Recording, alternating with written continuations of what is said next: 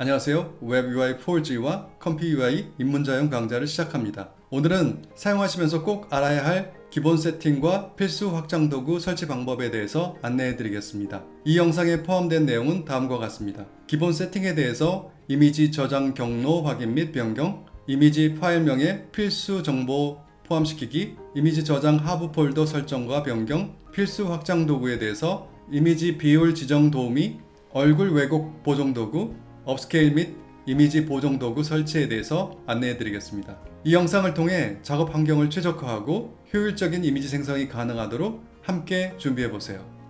그럼 컴퓨UI 강좌를 시작합니다. 먼저 스테이빌리티 매트릭스 UI에서 패키지에서 컴퓨UI 런치 메뉴에서 저는 유튜브라고 되어 있지만 여러분들은 그냥 컴퓨UI라고 되어 있습니다. 론치를 클릭합니다. 네, 이렇게 컴퓨UI가 열렸는데요. 일단 로드 디폴트를 클릭하겠습니다. 확인을 누르겠습니다. 이제 여러분과 제가 동일한 상태가 되었을 것입니다. 로드 체크 포인트에서 SDXL 모델 계열인 저거넛 XL을 선택하겠습니다. 그리고 오늘 작업을 위해서 기본적으로 사용할 프롬프트 하나를 입력해 보겠습니다. 긍정 프롬프트에 인테리어 디자인 잡지 사진, 하나의 의자가 있는데 어두운 녹색 플라스틱으로 만들어져 있고 회색 배경을 가지고 있다고 입력했고요. 부정 프롬프트에는 일반적인 의자 디자인은 제외하고 평범한 사진 제외해 달라고 했습니다. KS 샘플러에서 시드 값은 랜덤으로 두시고 스텝은 40으로, CFG 스케일은 7로, 샘플러 네임은 DPM++2M으로 설정하겠습니다. 스케줄러는 케라스로 하겠습니다. 해상도는 1024, 1024. 한 번에 많은 이미지를 생성하기 위해서 여기에 있는 엑스트라 옵션스를 체크하시고 배치 카운트를 4를 입력해서 4장의 이미지를 연속해서 생성해 보겠습니다. 이제 큐 프롬프트를 클릭하겠습니다. 4장의 이미지가 연속해서 생성되고 있습니다. 이 컴퓨UI에서는 배치 카운트를 이용해서 이미지를 생성하면 여기서 4장의 이미지를 모두 확인하실 수 있는 방법은 없습니다. 다만 컴퓨UI 아웃풋 폴더로 직접 이동하셔서 확인하시는 방법이 있는데요. 그것은 잠시 후에 좀 더 자세히 말씀드리겠습니다. 그럼 먼저 컴퓨UI의 기본 세팅부터 살펴볼까요? 이쪽 큐 프롬프트 위쪽에 있는 톱니 아이콘을 클릭해서 선택해 주시면 세팅스가 나타나는데요. 이 세팅스가 4G의 세팅스와 다른 점은 작업에 크게 영향을 미치는 중요한 설정 값은 없습니다. 그 설정마저도 각 노드에 분산되어 있기 때문입니다. 이것만 보더라도 4G와 컴퓨UI의 설계가 근본적으로 다른 방향인 것을 알 수 있습니다. 자, 그러면 컴퓨UI의 이미지 저장 경로를 확인하는 방법을 알려드리겠습니다. 일단 컴퓨UI GitHub 공식 사이트에서 확인해 보시면 여기에 아웃풋이라는 폴더가 있습니다. 컴퓨UI는 생성된 이미지를 저장할 수 있는 폴더 구조를 설치 파일부터 이렇게 구조적으로 제공하고 있습니다. 만약 컴퓨UI를 스테빌리티 매트릭스를 사용하지 않고 독립적으로 설치하셨다면 아웃풋 폴더 외부에 임의의 폴더를 만들고 새로 생성되는 이미지들이 자동으로 저장되도록 설정하실 수 있는데요. 저는 스테빌리티 매트릭스를 사용하고 있기 때문에 그 방법은 막혀 있는 것 같습니다. 다만 이 아웃풋 폴더 안에 새로운 임의의 폴더를 만들어 저장하는 것은 가능합니다. 그 방법은 곧 알려드리겠습니다. 자, 그러면 스테빌리티 매트릭스가 설치되어 있는 폴더로 이동하신 다음에 데이터에서 패키지스에서 컴퓨UI 폴더로 이동하신 다음에 아웃풋 폴더로 이동하겠습니다. 웹UI 4G를 경험하신 분이라면 텍스트 투 이미지 폴더라든가 이미지 투 이미지 폴더 혹은 그리즈라는 폴더가 있다는 걸 알고 계실 텐데 컴퓨UI에서는 그런 명칭의 폴더가 여기에 없습니다.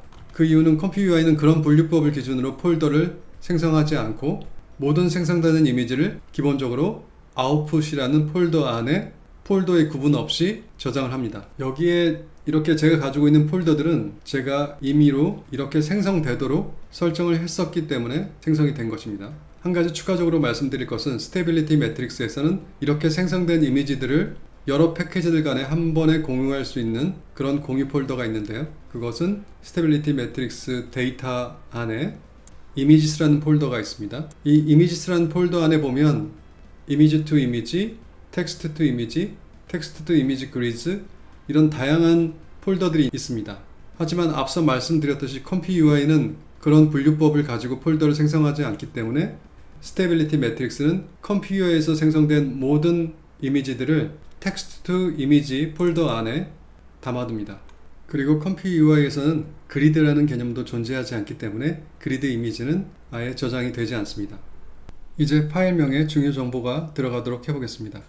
이렇게 이 부분에 클릭을 하지 않고 마우스를 가져다 대시면 파일명에 중요 메타 정보가 입력되도록 알려주는 문자열의 예시가 보입니다. 이렇게 날짜에 연도, 월, 일 이런 순서로 작업하실 수도 있고 특정 노드의 특정 매개변수 값을 이런 형식으로 %기호 안쪽에 넣어 주실 수 있습니다. 폴즈에서 사용했던 문자열의 순서를 참고해서 컴피 UI에 적합한 문자열을 작성해 보겠습니다. 날짜, 체크포인트 이름, 시드 값, 그리고 샘플러의 명칭 이런 순서로 작성을 했습니다. OK를 눌러주시면 되고요. 대소문자 구분도 정확하게 해주셔야 합니다. 제가 이 영상의 설명란에 이 문자열을 넣어두겠습니다. 지금부터 생성되는 이미지들을 이미의 새로운 폴더에 저장하실 수도 있는데요. 그것은 이 앞쪽에다가 단어를 하나 입력해 보겠습니다. easychair 그러면 easychair라는 폴더 안에 앞서 지정한 문자열 방식으로 파일명이 생성될 것입니다. OK를 누르고 이미지를 생성해 보겠습니다. 네, 여기에 easychair라는 폴더가 생성되었고요. easychair라는 폴더 안에 보면 이렇게 연, 월일, 시분초, 체크포인트 이름, 시드 번호, 샘플러의 명칭 이런 순서로 저장이 되어 있습니다. 이렇게 하면 여러분들이 작업을 하실 때마다 폴더를 구분해서 저장하실 수 있습니다. 자, 이제부터는 컴피 UI에서 맞춤형 도구를 설치하실 텐데요. 컴피 UI에서는 커스텀 노드라고 부릅니다. 커스텀 노드들을 아주 쉽게 설치할 수 있는 아주 중요한 확장 도구인 컴피 UI 매니저를 설치하겠습니다. 컴피 UI 매니저 설치를 위해서는 일단 컴피 UI를 꺼 주셔야 됩니다. 스테빌리티 매트릭스 UI 창으로 가셔서 스탑 버튼을 눌러서 컴피 UI를 완전히 종료해 줍니다. 그 다음에 컴피 UI 런치 메뉴에서 이쪽에 직소 포즐 모양의 버튼이 있죠. 이것은 Extensions라고 되어 있는데 이걸 클릭하시면 이렇게 확장 도구들을 설치할 수 있습니다. 여기에 Available Extensions에 매니저라고 입력해 보겠습니다. 그러면 여기 세 번째 컴피 UI 매니저가 나타납니다. 체크 표시하시고 인스톨을 눌러주겠습니다. 금방 설치가 됩니다. 설치가 됐는지 확인하려면 Installed Extension에서 컴피 UI 매니저가 설치된 것을 확인해 주시기 바랍니다. 다시 컴피 UI를 런치 해주겠습니다. 네, 컴피 UI를 런치 해주시면 뭔가가 바뀌었죠? 매니저라고 되어 있고 Share라고 되어 있습니다. 이 매니저 버튼을 클릭하시면 컴피 UI 매니저 메뉴가 나타납니다. 간략하게 살펴보시면 커스텀 노드를 설치할 수 있는 커스텀 노드 매니저, 다른 곳에서 워크플로우를 가져왔을 때 제대로 불러와지지 않는 노드들을 불러올 수 있는 Install Missing Custom Nodes, 여러가지 AI 모델을 허깅 페이스나 GitHub으로부터 다운로드 받을 수 있는 모델 매니저, 그리고 직접 Git의 URL을 입력하고 다운로드 받을 수 있는 그런 버튼이 있고요. 리스타트는 커스텀 노드를 설치한 다음에 컴피 UI를 재구동해 줘야 되는데 그때 사용하시는 리스타트 버튼이 있습니다. 그럼 첫 번째로 이미지 비율과 해상도 설정을 쉽게 해줄 수 있는 노드 하나를 설치하겠습니다. 기존 노드는 가로 세로 비율을 정할 때 이미지 비율과 해상도를 정확히 알고 입력해 줘야 하는 불편함이 있습니다. 그래서 이것을 쉽게 해주는 노드를 다운로드 받겠습니다. 특히 지금 우리가 사용하고 있는 체크포인트가 SDXL 계열이기 때문에 SDXL 전용 이미지 비율 설정 노드가 있어야 합니다. 매니저로 이동해서 커스텀 노드 매니저에서 empty latent ratio 이렇게 입력해 보겠습니다. 그러면 4개의 노드 패키지들이 나타나는데요. 101개의 별점을 받은 마이키 노즈라는 게 있는데 여기에 empty latent ratio가 들어있습니다. 이 패키지 안에 들어있는 전체 노드를 확인하고 싶으시면 여기 Extensions의 이 버튼을 클릭하시면 이렇게 많은 노드들이 이 패키지 안에 들어있는 것을 확인하실 수 있고 이 노드들이 모두 설치가 됩니다. 그래서 여기서 인스톨을 누르시면 설치가 되고요. Restart Required 리스타트 버튼을 클릭하신 다음에 확인을 누르시고 Reconnecting이라고 되어 있는데 잠시 기다리셔야 합니다. 네, 그러면 이렇게 나타났고요. 이제 Empty Latent 이미지를 선택하신 다음에 Delete 키로 삭제하시고 빈 곳에 더블 클릭을 하시면 설치가 된 커스텀 노드만 불러올 수 있습니다. Empty Latent 라고 치시면 Empty Latent Ratio Select SDXL을 불러오겠습니다. 네, 이렇게 단순한 노드입니다. 여기서 Ratio Selected에서 1대1 사이즈가 아니라 3대4로 선택하겠습니다. 네, 이미지 비율을 변경한 김에 여기에 의자에 앉아있는 여성 모델을 하나 추가해 보겠습니다. 한 여자가 의자에 앉아 있는데 아주 심플한 노란색 드레스를 입고 있다. 이런 내용으로 입력했고요. 여기에 지금 레이텐트 이 아웃풋이 이쪽에 K 샘플러의 레이텐트 이미지에 연결될 수 있도록 하겠습니다. 그 다음에 여기에 있는 샘플러 네임, 스케줄러 모두 확인하겠습니다. 이것을 랜더마이즈로 해주시고요. 스텝은 제가 40으로 했었는데 어떤 이유로 변경이 되어 있네요. 네, 그 다음에 샘플러 네임은 동일하고 스케줄러도 동일합니다. 자, 이제 시드 넘버가 있는데요. 이 시드 넘버를 앞서 생성했던 의자 이미지에서 한번 가져와 보겠습니다. 초기에 만들었던 이 의자 디자인의 시드 값을 가져와 보겠습니다. 이것이 PNG로 되어 있지만 마우스 오른쪽 버튼을 클릭하신 다음에 메모장에서 편집을 누르시면 굉장히 복잡한 문서가 나오죠. 그러나 중요한 메타 정보는 가장 위쪽에 있습니다. 제가 필요한 것은 시드 값이기 때문에 이 시드 값을 여기서 컨트롤 C를 해서 이곳에 넣어 주겠습니다. 그리고 픽스드 시드 값을 고정했습니다. 동일한 시드 값인데 프롬프트를 일부 변경했고 이미지 비율과 해상도를 변경했습니다. 자, 결과가 어떻게 나올까요? 그 의자 디자인이 그대로 유지가 될까요? 네, 이렇게 이미지가 생성되었습니다. 앞서 보셨던 그 의자 디자인이 아니죠? 이렇게 스테이블 디퓨전 계열의 모델은 일관성 유지가 어렵다는 것을 보여주기 위해서 의도적으로 동일한 시드 값을 넣고 생성을 해봤습니다. 스테이블 디퓨전의 일관성을 위해서는 컨트롤 넷이라는 것을 사용하셔야 하는데 오늘 이 강좌에서는 그 내용이 포함되어 있지 않습니다. 그 강좌는 현재 준비 중이니 조금만 기다려 주시기 바랍니다. 추가적으로 두 가지를 말씀드리겠습니다. 여기서 시드 값을 픽스드로 고정을 하셨을 때는 이미지를 다시 생성하고 싶어도 생성이 되지 않습니다. 만약에 시드 넘버가 픽스드로 되어 있는 상태에서 다시 생성하고 싶으시면 적어도 이곳에 쉼표 하나라도 추가가 되어야 새로운 이미지가 생성됩니다. 두 번째로 말씀드릴 것은 컴퓨UI는 이렇게 기본적으로 컴퓨UI 개발자들이 제공하는 공식 노드와 외부 개발자들이 개발한 노드와 노드 패키지가 있습니다. 이것을 좀 구분할 수 있다면 앞으로 이것을 관리하거나 삭제하는데 좀 더 편할 것 같습니다. 본래는 그 기능이 컴퓨UI 매니저에 여기 프리뷰와 디폴트 UI 사이에 배지라는 항목으로 있었는데요. 그 항목이 2024년 9월 25일 새로운 업데이트에 의해서 사라졌습니다. 그래서 여러분들은 꼭 업데이트 5를 한번 진행해 주시기를 바라고요. 네, 리스타트가 필요합니다. 그렇게 하신 다음에 여기 컴퓨UI에 있는 세팅스에 가셔서 BADGE라고 입력하시면 노드 배지라는 게 나옵니다. 여기서 맨 하단에 있는 노드 소스 배지 모드라는 게 있습니다. Show All을 하게 되면 공식 노드는 이렇게 여우 모양의 마크가 달리고요. 커스텀 노드들은 이것을 개발한 사람들이 붙인 그 패키지의 타이틀이 혹은 노드의 타이틀이 여기에 붙습니다. 리스타트를 했기 때문에 하나 생성해 주고요. 네, 이 이미지가 마음에 든다고 가정하고 이 시드를 픽스드로 변경하겠습니다. 여기 보시면 가까이 보시면 이렇게 생성된 이미지에 여성의 얼굴이 많이 망가져 있습니다.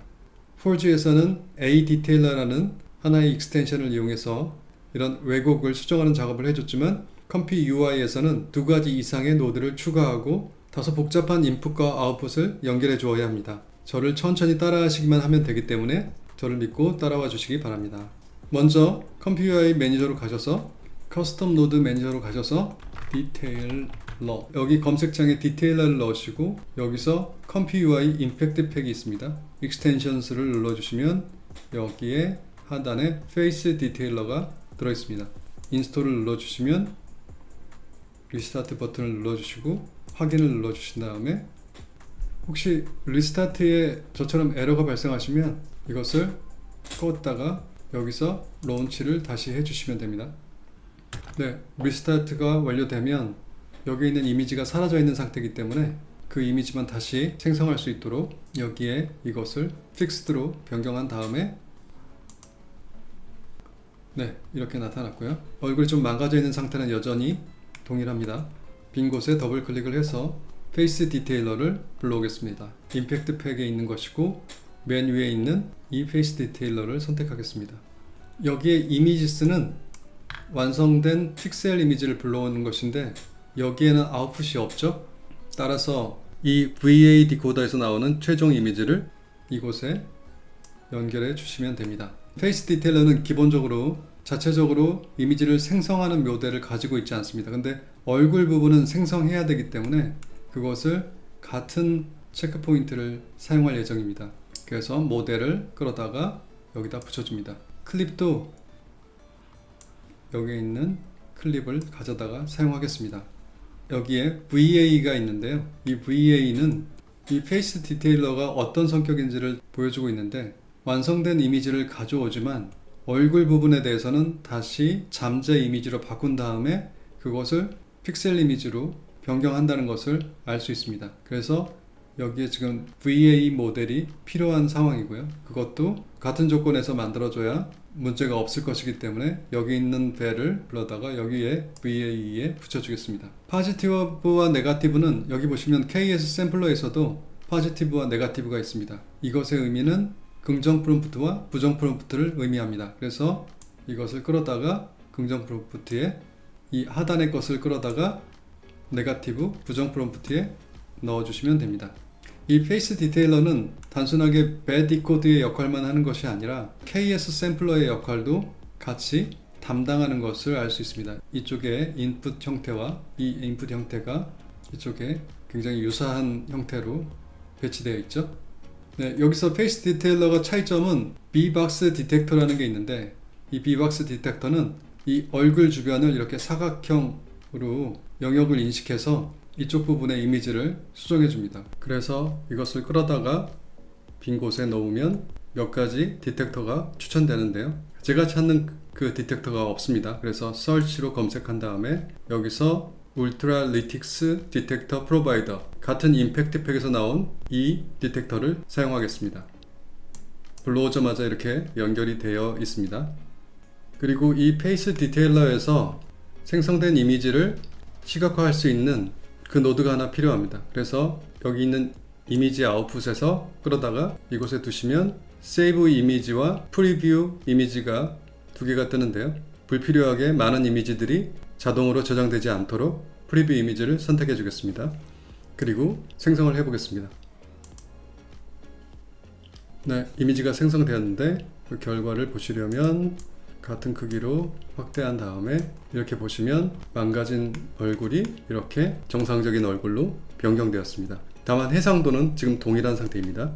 세 번째 단계는 고해상도 업스케일과 이미지 보정을 할 수 있는 노드들을 불러오겠습니다. 폴지에서는 하이레스픽스라는 그런 익스텐션이 있었는데요. 컴피UI에서는 컴피UI에서 공식적으로 제공하는 예제가 하나 있습니다. 그 예제를 보시면 하이레스픽스라는 노드는 없고 업스케일 레이턴트와 K-샘플러를 활용하고 마지막에 VA 디코더와 세이브 이미지로 고해상도 그리고 이미지 보정 이 두 가지를 같이 구현합니다. 그런데 제가 여러 차례 테스트를 해보니까 이 업스케일 레이턴트가 전용 노드임에도 불구하고 이미지를 많이 망가뜨립니다. 현재 이 노드에 대한 업데이트가 잘 안 되고 있는 것 같습니다. 그래서 저는 레이턴트 스케일이라는 노드를 추천합니다. 다행히도 이번 노드는 새롭게 설치하는 것이 아니라 기존의 임팩트 팩 패키지 안에 들어있습니다. 그래서 더블 클릭을 하시면 레이턴트 스케일이라고 입력하시면 레이턴트 가로 열고 1 픽셀 스페이스 임팩트 팩이라고 되어 있습니다. 이것을 선택하신 다음에 이곳에 적절한 곳에 배치해 주겠습니다. 사실 이 페이스 디테일러는 레이턴트 스케일이 진행된 다음에 진행하는 가장 마지막 후보정이기 때문에 이것을 좀 아래쪽으로 내려주시고요.